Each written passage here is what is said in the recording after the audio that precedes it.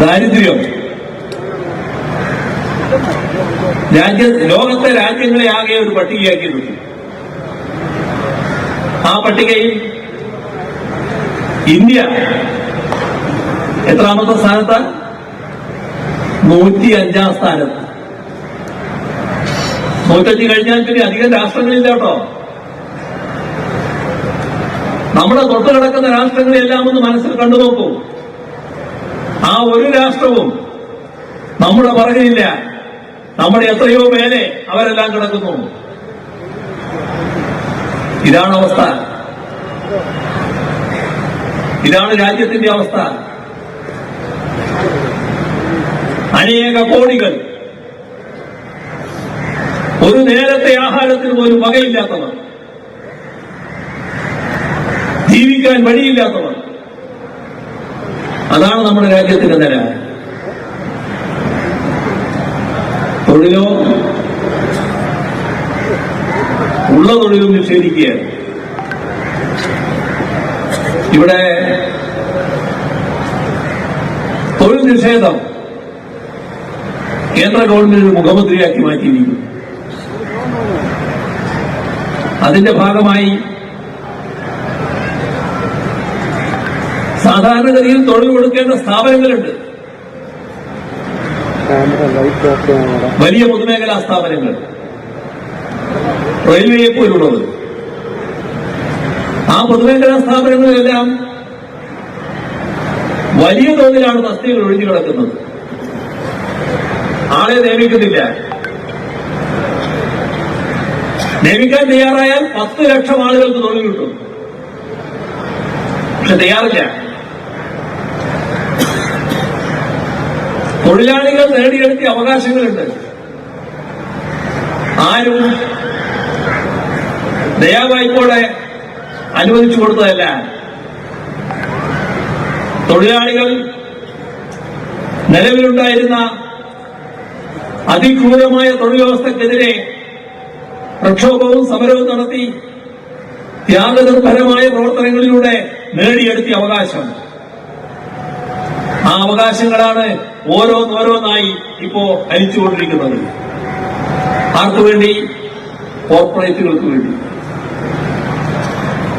കോർപ്പറേറ്റുകൾക്ക് വേണ്ടിയുള്ള ഭരണം ജനങ്ങൾക്ക് വേണ്ടിയുള്ള ഭരണമല്ല. പാവപ്പെട്ടവരെ കാണുന്നില്ല. ഇതിന്റെ ഫലമായി പാവപ്പെട്ടവർ കൂടുതൽ പാപ്പരീകരിക്കപ്പെടുന്നു. സമ്പന്നർ അതിസമ്പന്നരായി മാറുന്നു. ഇതാണ് നമ്മുടെ രാജ്യത്തിന്റെ നില. ഇത്തരമൊരു ഭരണത്തിനാണ് നരേന്ദ്രമോദിയുടെ നേതൃത്വത്തിലുള്ള കേന്ദ്ര ഗവൺമെന്റ് നേതൃത്വം കൊടുക്കുന്നത്. ഇതെന്തുകൊണ്ട്? അതും നാം പരിശോധിക്കണം. ഇത് വരുന്നത് നയത്തിന്റെ ഭാഗമായിട്ടാണ്. കേന്ദ്ര ഗവൺമെന്റ് നടപ്പാക്കുന്ന നവ ഉദാരവൽക്കരണ നയമുണ്ട്.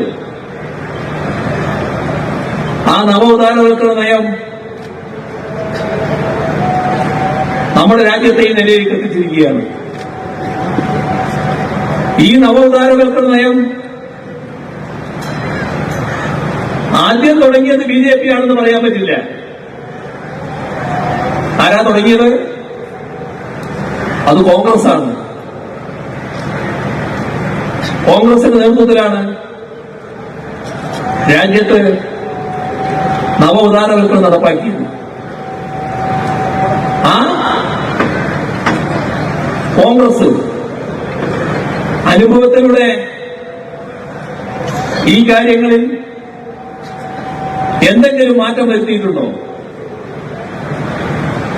കാരണം നവോദാരവൽക്കരണം ജനദ്രോഹപരമാണെന്ന് പൊതുവെ കണ്ടിരിക്കുന്നു. പാവപ്പെട്ടവർ കൂടുതൽ പാപ്പരീകരിക്കപ്പെടുന്നു. സമ്പന്നരെ അതിസമ്പന്നരാക്കുന്നു. ഞങ്ങൾ തുടങ്ങിയ നയം പെശകായിപ്പോയി എന്നേതെങ്കിലും ഘട്ടത്തിൽ കോൺഗ്രസ് പറഞ്ഞിട്ടുണ്ടോ? എല്ലാ ഘട്ടത്തിലും ആ നയത്തെ അംഗീകരിച്ച് ന്യായീകരിച്ച് നിൽക്കുകയാണ് കോൺഗ്രസ്. ഇവിടെയാണ് നാം ശ്രദ്ധിക്കേണ്ടത്. ഇപ്പൊ രാജ്യം ഭരിക്കുന്ന കോൺഗ്രസും ബിജെപിക്കും നേരത്തെ രാജ്യം ഭരിച്ച കോൺഗ്രസിനും ഒരേ നയമാണ്. ജനങ്ങളെ ബാധിക്കുന്ന പ്രശ്നങ്ങളിലുള്ള സാമ്പത്തിക നയം ഒരേ നയമാണ്. ഒരു വ്യത്യാസവും അവർ തമ്മിലില്ല.